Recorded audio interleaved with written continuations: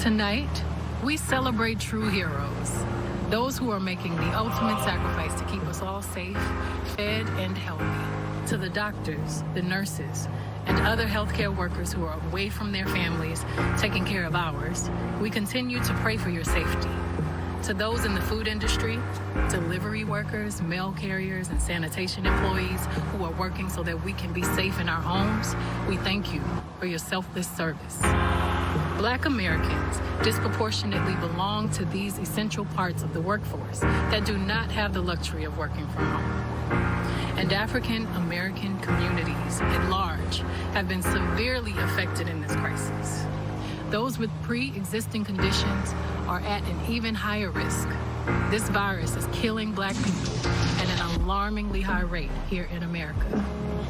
A recent report from my home city, Houston, Texas, it showed that COVID-19 deaths within Houston city limits, 57% of fatal cases are African American. Please protect yourselves. We are one family, and we need you. We need your voices, your abilities, and your strength all over this world. I know it's very hard, but please be patient, stay encouraged, keep the faith, stay positive, and continue to pray for our heroes. Good night, and God bless you.